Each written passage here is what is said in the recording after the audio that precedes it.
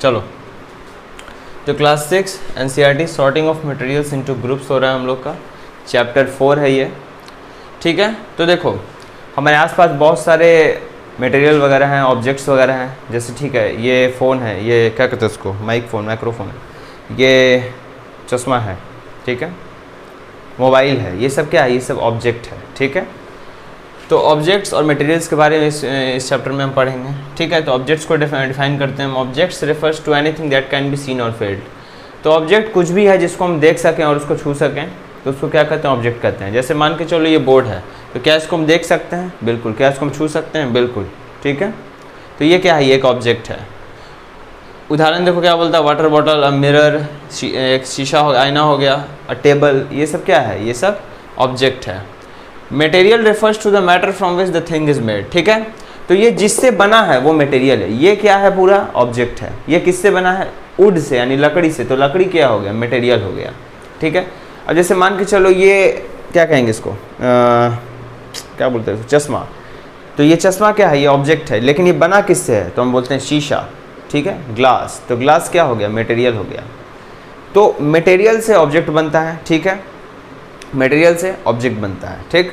अब जैसे ये हम बोलते हैं ये पेन है, तो ये क्या है, ऑब्जेक्ट है। अब ये किससे मिलके बना है, तो हम बोलते हैं ये प्लास्टिक से मिलके बना है, तो ये प्लास्टिक क्या हो गया, मटेरियल हो गया इसका। इसका मटेरियल क्या है, प्लास्टिक। ये है क्या, ऑब्जेक्ट।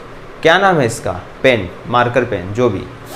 अच्छा, तो material refers to the matter. Matter मतलब हो गया कुछ भी जिसमें कुछ वजन वगैरह हो, ठीक है, और जो कुछ जगह लेता हो। मैटर, मैटर क्या होता है, जो जिसमें कुछ वजन हो और जो कुछ जगह लेता हो। जैसे पेन, ये क्या है, मैटर है, इसमें क्या है, इसमें वजन है, कुछ वजन है, कुछ जगह लेता है। इसको यहाँ रखते हैं, इतना जगह लेता है, इसको यहाँ रखते हैं, इतना जगह लेता है, इसको यहाँ रख देंगे तो ये इतना जगह ले लेगा, ठीक है। तो ये मैटर है। तो आसपास जितने भी चीज़ें सब क्या है, मैटर है, ठीक है। तो मटेरियल क्या हो गया, ऑब्जेक्ट जिससे मिलके बना है वही मटेरियल है, ठीक। अब जैसे देखो, water bottle is made of plastic. Water bottle जो है प्लास्टिक से मिलके बना है, ठीक है। तो वाटर बॉटल यहाँ ऑब्जेक्ट है, लेकिन प्लास्टिक उसका मटेरियल है। अब mirror is made of glass. एक आईना जो है शीशा से मिलके बना होता है। आईना जिसमें चेहरा देखते हैं उसको आईना कहते हैं, ठीक है। और वो मिल के किससे बना है, ग्लास यानी शीशा से, ठीक है। तो यहाँ पे ग्लास क्या हो गया, मटेरियल हो गया। अ table is made of would. Table क्या है, टेबल ऑब्जेक्ट है। वुड क्या है, उसका मटेरियल है, ठीक है। तो ये हो गया ऑब्जेक्ट और मटेरियल का बीच का अंतर। अच्छा देखो, ऑब्जेक्ट मटेरियल ये चैप्टर पढ़ क्यों रहे हैं, देखो अगर हमको पता है कि ये मटेरियल का ये प्रॉपर्टी है, जैसे ये मटेरियल हार्ड है, ये मटेरियल आवाज़ करता है, तो अगर कोई मटेरियल आवाज़ करता है तो उससे हम मंदिर का घंटा बना लेंगे, ठीक है। या फिर अगर हमको पता है कि ये मटेरियल आवाज़ करता है तो हम एक उसको, जैसे मान लो लोहा ही है, ठीक है, तो लोहा को लोहा से पीटते हैं तो टन टन टन आवाज़ करता है। स्कूल का जो घंटी वगैरह होता है तो वो क्या होता है, टन टन टन टन जो बजता है। तो अगर हमको पता रहेगा कि इस मटेरियल का ये प्रॉपर्टी है, तो हम जो बनाना चाह रहे हैं उस प्रॉपर्टी का इस्तेमाल करके बना लेंगे, मतलब उस मटेरियल का इस्तेमाल करके बना लेंगे, ठीक है। अगर हमको पता है कि ये जो ग्लास है, ये इसके आर पर हम देख सकते हैं, यानी इसका एक प्रॉपर्टी है कि ये ट्रांसपेरेंट है। क्या है ये, ट्रांसपेरेंट। तो अगर हमको इस मटेरियल का प्रॉपर्टी पता है कि ये ट्रांसपेरेंट है, तो इसके मदद से हम क्या बना सकते हैं, हम एक ऐसा डिवाइस बना सकते हैं जिसके आर पार हम देख सकें, और इस डिवाइस को हम कहते क्या हैं, चश्मा कहते हैं, ठीक है। तो ऑब्जेक्ट्स मटेरियल्स का प्रॉपर्टी को पढ़ना बहुत ज़रूरी होता है। मटेरियल के प्रॉपर्टी को पढ़ के हम उसको जो भी हम उससे बनाना चाहें वो हम बना सकते हैं। तो मटेरियल का अलग अलग प्रॉपर्टी होता है। कुछ मटेरियल कैसे होते हैं जो बहुत शाइनी होते हैं, चमकदार होते हैं, ठीक है, तो उससे ज्वेलरी वगैरह बन जाता है, जैसे गोल्ड हो गया। अच्छा, कुछ होते हैं जो डल होते हैं, यानी जो कि दिखने में उतने अच्छे नहीं होते हैं, जैसे लकड़ी हो गया, पत्थर हो गया, लकड़ी ले लो, पत्थर को भी रहने दो, ठीक है। तो लकड़ी वगैरह है, तो ये सब क्या है, डल है। तो हम क्या पढ़ेंगे, अब मटेरियल्स के प्रॉपर्टी के बारे में पढ़ेंगे, ठीक है। तो पहला प्रॉपर्टी होता है अपीयरेंस, यानी वो कैसा दिखता है। So materials look different from each other, यानी मटेरियल्स जो हैं, जितने भी मटेरियल्स हैं आसपास, सब एक दूसरे से अलग अलग दिखते हैं, ठीक है। While some look lustrous and shiny, कुछ जो है एकदम चमकदार होता है और एकदम मतलब उसमें एक चमक होता है, एक तेज होता है एकदम, जैसे सोना हो गया। वहीं पे कुछ जो है डल दिखता है, एकदम मतलब उदासीन दिखता है। लकड़ी जो है नॉन लस्ट्रस है, लकड़ी नॉन लस्ट्रस मतलब जिसमें चमक नहीं हो। आयरन हो गया यानी लोहा, एल्यूमिनियम हो गया, कॉपर हो गया, गोल्ड हो गया, ठीक है। एल्यूमिनियम, तांबा, गोल्ड, ये सब जो है ये सब लस्ट्रस होता है, शाइनी होता है, ब्राइट होता है, इसमें चमक होता है, एक तेज चमक होता है। और इन सब्सटेंस को हम क्या कहते हैं? मेटल्स कहते हैं। ठीक, तो क्या है कि generally such substances which appear bright and shiny are called metals. तो देखो मेटल्स किसको कहते हैं?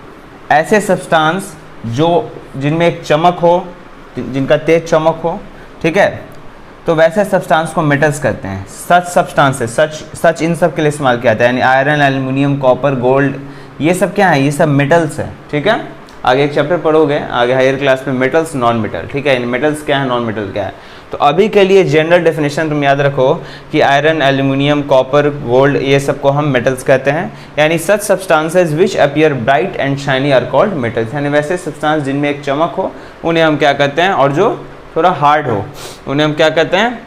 मेटल्स कहते हैं। ठीक है, चलो आगे देखते हैं।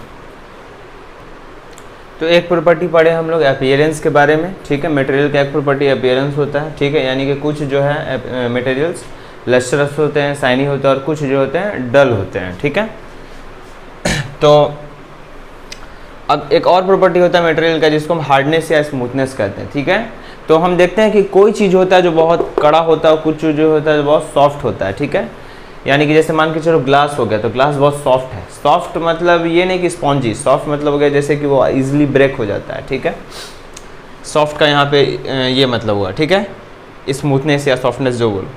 हार्डनेस हो गया, ठीक है, जैसे लोहा वगैरह हो गया, तो वो बहुत क्या होता है, जैसे कांटी बनता है, किससे? कांटी जो है, ये कांटी, कील वगैरह, ये किससे बनेगा? लोहा से ही बनेगा ना, मेटल से बनेगा, लोहा से बनेगा, क्योंकि ये क्या है? हार्ड है।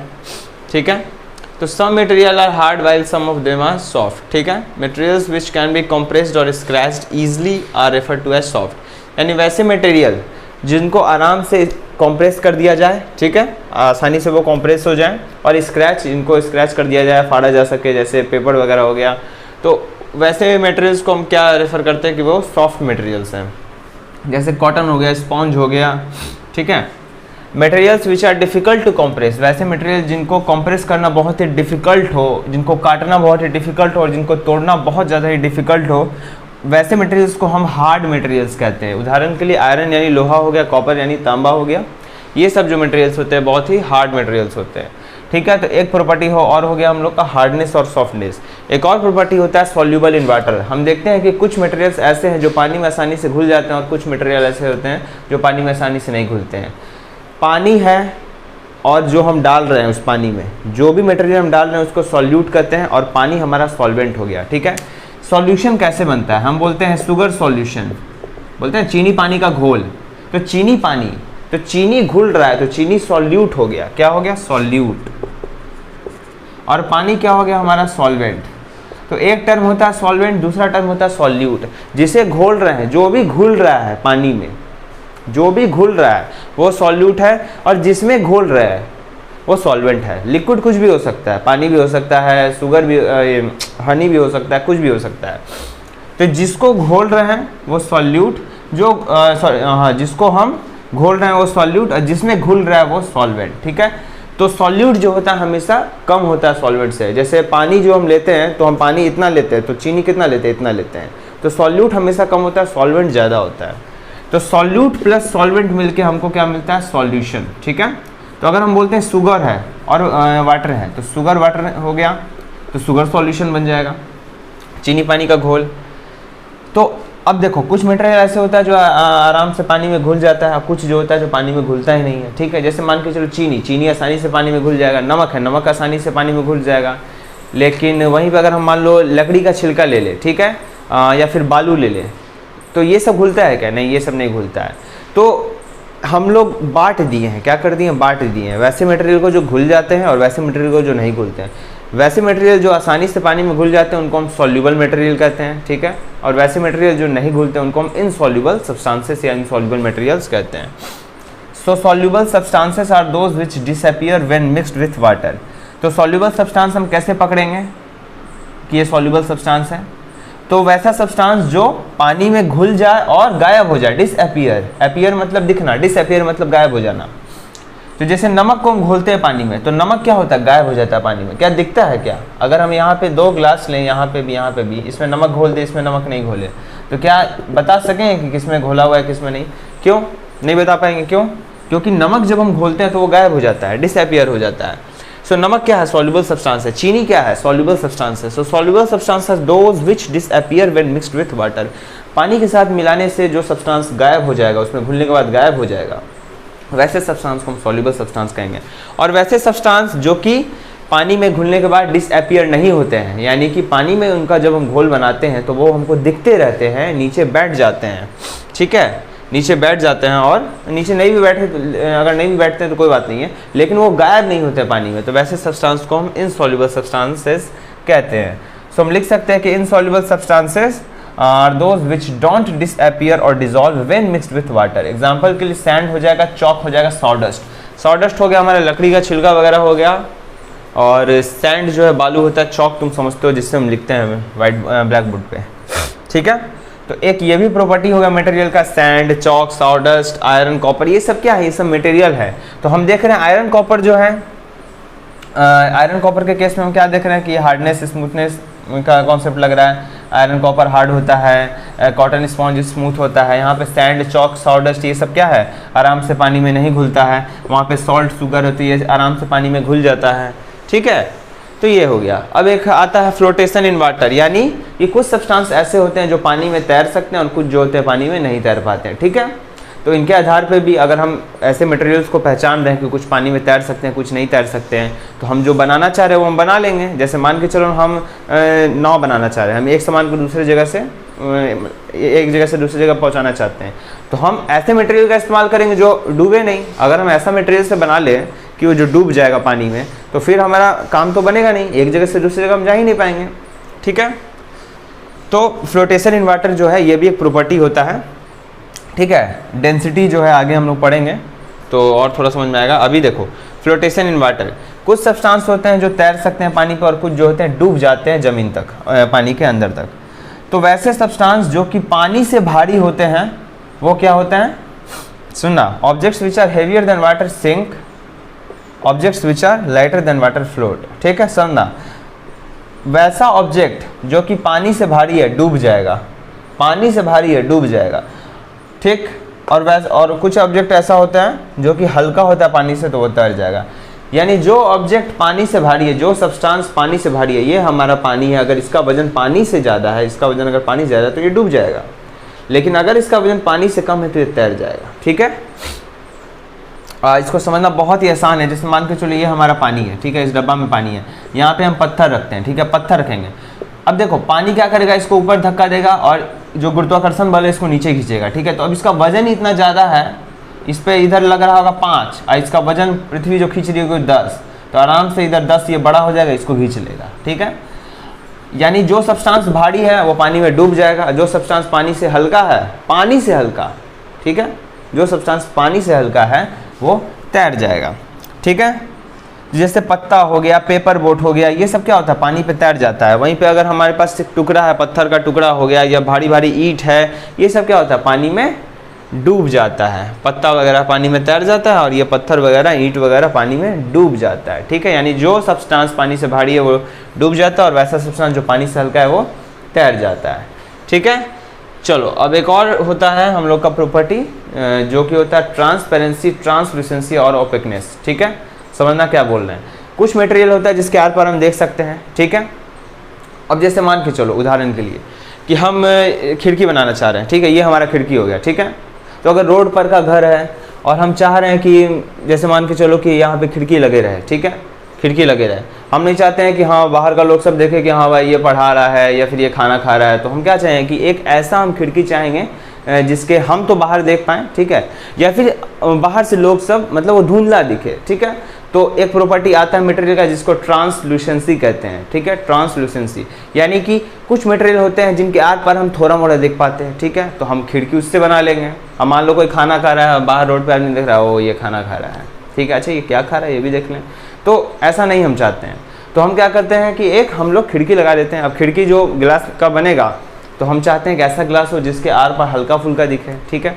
तो ट्रांसलूसेंट मटेरियल हम खोजेंगे। ट्रांसलूसेंट मटेरियल हो गया जिसके आर पार थोड़ा मोड़ा दिखे, ट्रांसपेरेंट मटेरियल हो गया जिसके आर पार पूरा दिखे, और ओपेक मटेरियल हो गया जिसके आर पार बिल्कुल ही नहीं दिखे। अभी इस दीवार के पीछे क्या है तुम बता नहीं सकते हो, क्यों? क्योंकि ये दीवार जो है ओपेक है, यानी लाइट जो है इसको क्रॉस नहीं कर पा रहा है, ठीक है। अच्छा, अगर यहाँ पे अगर हम खिड़की लगा दें, एक खिड़की लगा दें जिसके आर पार तुम हल्का फुल्का देख पाओ, ठीक है, यानी तुम देख पा रहे हो कि हम मतलब हल्का फुल्का लग रहा है कि इधर से कुछ मूवमेंट हो रहा है, तो हम कहेंगे कि ये ट्रांसलूशन मटेरियल है, क्योंकि तुम हल्का फुल्का देख पा रहे हो, थोड़ा मोड़ा तुमको लग रहा है कि हाँ कुछ तो है पीछे, कुछ तो रेड कलर का है। एग्जैक्ट नहीं दिख पा रहे हो कि रेड कलर का क्या है, लेकिन हल्का फुल्का लग रहा है कि रेड कलर का, यानी कुछ कुछ लाइट आ रहा है। तो ये जो मटेरियल हो गया ये ट्रांसलूशेंट हो गया। अब कुछ मटेरियल होता है, अब जैसे तुम आर पार देख पा रहे हो, अभी तुम हमको देख पा रहे हो, क्यों? क्योंकि बीच में क्या है? एयर है, बीच में क्या है? एयर, और एयर क्या है? ट्रांसपेरेंट है। एयर क्या है? ट्रांसपेरेंट। अभी तुम क्यों देख पा रहे हो? अभी जैसे यहाँ पे मान के चलो हम पॉलीथीन शीट लगा दें, ठीक, तो तुम हमको देखने में थोड़ा प्रॉब्लम होगा, क्योंकि लाइट जो है पॉलीथीन शीट को पार उतने अच्छे से नहीं कर पा रहा है, ठीक, तो लगेगा कि हाँ कुछ मूवमेंट हो रहा है, लेकिन एग्जैक्ट नहीं देख पाओगे। लेकिन अभी तो तुम क्लियर हमको देख पा रहे हो, क्यों? क्योंकि यहाँ पे क्या है? एयर है, और एयर क्या है? ट्रांसपेरेंट है। तो कुछ मटेरियल होते हैं जिनके आर पार हम पूरा देख सकते हैं, उन्हें ट्रांसपेरेंट मटेरियल कहते हैं। कुछ मटेरियल ऐसे होते हैं जिनके आर पार हम थोड़ा मोड़ा देख पाते हैं, लाइट उनसे थोड़ा मोड़ा आसपास कर पाता है, तो उनको हम ट्रांसलूशन मटेरियल कहते हैं। कुछ मटेरियल ऐसे होते हैं जिनके आर पार हम बिल्कुल ही नहीं देख पाते हैं, यानी लाइट उनको पार ही नहीं कर पाता है, तो वैसे मटेरियल को हम ओपेक मटेरियल कहते हैं, ठीक है। तो उसको हम लिखवा देते हैं ट्रांसपेरेंट मटेरियल, ट्रांसलूशन मटेरियल और ओपेक मटेरियल, ठीक है। चलो, तो materials which allow light to pass through them completely are called transparent material, यानी वैसे मटेरियल जो अपने में से लाइट को पूरी तरीके से जाने देते हैं उन्हें हम ट्रांसपेरेंट मटेरियल कहते हैं। अब पूरी तरीके से लाइट क्रॉस करेगा तो ही तो हमको दिखेगा ना उसके पीछे क्या है, ठीक है, आर पार हम देख सकते हैं उसको, यानी ट्रांसपेरेंट मटेरियल कहते हैं, यानी पारदर्शी होता है वो, ठीक है। Objects on the other side of transparent material can be scene clearly, यानी कि ट्रांसपेरेंट मटेरियल के आर पार कौन सा ऑब्जेक्ट है वो आसानी से देखा जा सकता है, ठीक है।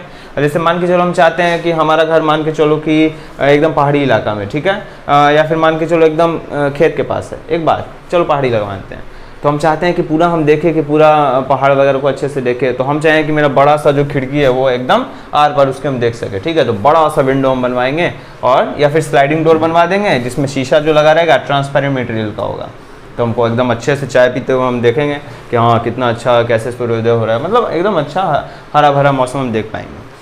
सो ट्रांसपेरेंट मटेरियल हो गया ये।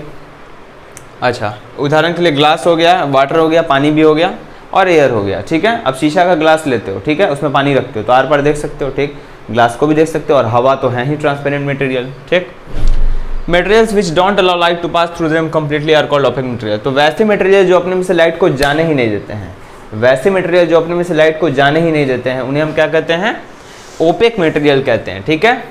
तो ओपेक मटेरियल के आर पार कौन ऑब्जेक्ट है पता नहीं चलेगा। अब जैसे मान के चलो कि देखना ये पर्दा दिख रहा है, बिल्कुल दिख रहा है, यहाँ दिख रहा है, ठीक, क्या इस बोर्ड के पीछे वाला पर्दा का हिस्सा दिख रहा है? नहीं दिख रहा है, इतना हिस्सा जो कवर हो गया, क्यों? क्या लाइट यहाँ पे नहीं पड़ रहा होगा? इसके अंदर हल्का सा जो थोड़ा सा जगह होगा, क्या लाइट उस पर नहीं पड़ रहा होगा? पड़ रहा होगा, तो लाइट उस पर टकरा के इसके पीछे में ही रिफ्लेक्शन होके वो वहाँ पे हो जा रहा है, एब्जॉर्ब हो जा रहा होगा, ठीक है।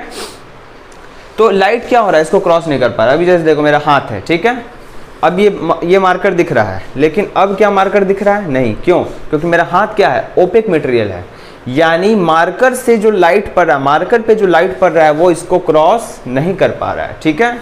ये मार्कर पर लाइट पड़ रहा है, इधर की ओर जा रहा है, इसको क्रॉस करने का प्रयास कर रहा है लेकिन क्रॉस नहीं कर पा रहा है, क्यों? क्योंकि ये ओपेक मटेरियल है, ठीक है। सो ओपेक मटेरियल ऐसा मटेरियल हो गया जो कि लाइट को पास अपने से नहीं करने देता है, ठीक है। उदाहरण की लकड़ी हो गया, मेटल्स हो गया, ठीक है, लोहा वगैरह हो गया, गोल्ड वगैरह हो गया, लकड़ी वगैरह हो गया, हाँ यही सब, और क्या। Materials which allow light to pass through them partially are called translucent material, ठीक है, ट्रांसलूसेंट मटेरियल, ठीक है, यानी वैसा मटेरियल जो अपने में से लाइट को थोड़ा मोड़ा जाने देता है, पार्शियली थोड़ा मोड़ा लाइट को पास होने देता है, वैसे मटेरियल्स को हम क्या कहते हैं? ट्रांसलूसेंट मटेरियल कहते हैं, ठीक है। सो ट्रांसलूसेंट मटेरियल के आर पार हम ऑब्जेक्ट्स को देख तो सकते हैं लेकिन एग्जैक्ट नहीं देख सकते हैं कि कौन सा ऑब्जेक्ट है। जैसे मान के चलो यहाँ पे एक खिड़की है जो ट्रांसलूसेंट मटेरियल का बना हुआ है, डिजाइन वाला एक ग्लास है, ठीक है, तो अब मान के चलो उधर पेड़ है, तो हमको ये तो दिखेगा कि हाँ हरा भरा कुछ दिख रहा है, ठीक, लेकिन एग्जैक्ट नहीं दिखेगा कि पेड़ का मतलब पेड़ कितना मतलब किस डिज़ाइन का है, कैसा शेप है, पूरा एग्जैक्ट नहीं दिखेगा। हाँ थोड़ा लगेगा कुछ हरा हरा है, लाइट जो आएगा उससे वो हल्का फुल्का आएगा, थोड़ा मोड़ा पार्शियली लाइट आएगा उससे, लेकिन पूरी तरीके से लाइट नहीं आएगा, जिससे कि हम बता नहीं पाएंगे कि एग्जैक्ट उसके पीछे कौन सा मटेरियल है, ठीक है। सो वैसे मटेरियल जो कि अपने में से लाइट को थोड़ा मोड़ा जाने देते हैं, पार्शियली लाइट को क्रॉस करने देते हैं अपने में से, उन्हें हम क्या कहते हैं, ट्रांसलूसेंट मटेरियल कहते हैं। जैसे हो गया oily paper, OILY, oily paper, यानी कि एक पेपर लो, सिंपल पेपर जिसमें लिखते हो, अब उस पर अभी उसके आर पार देखने का प्रयास करो तो क्या हो जाएगा, वो हमको नहीं दिखता है। बात को समझना ध्यान से, अभी एक बहुत इंपॉर्टेंट चीज़ बताने वाला है। जैसे पेपर लो, ठीक है, तो पेपर के आर पार अगर तुम देखोगे तो एग्जैक्ट नहीं दिखता है क्या है, ठीक है, हल्का फुल्का दिखता है, हाँ कुछ लाइट आ रहा है हल्का फुल्का, एग्जैक्ट नहीं दिखता है, ठीक है। अच्छा, अगर उसमें हम थोड़ा सा ऑयल लगा दे, थोड़ा सा, ठीक है, समझना बात को हम क्या बोल रहे हैं, बहुत इंपॉर्टेंट बोल रहे हैं, थोड़ा यहाँ पे ध्यान देना। अभी ये जो पेपर है, समझना हम क्या बोल रहे हैं, पेपर है हमारे पास, क्या है, पेपर, नॉर्मल पेपर है, तो नॉर्मल पेपर के आर पर ऐसे कुछ नहीं दिखता है, वो गलती से हम बोलते दिखता है, लेकिन अभी हम चेक करते हैं। जैसे देखो, देखना, ये हमारे पास नॉर्मल पेपर है, ठीक है, नॉर्मल पेपर, इसके आर पर दिख रहा है कुछ, कोई भी लाइट आ रहा है, नहीं, ठीक है, नॉर्मल पेपर के आर पर कुछ नहीं दिख रहा है, थोड़ा मिस हो गया था बोलने में, सॉरी इसके लिए।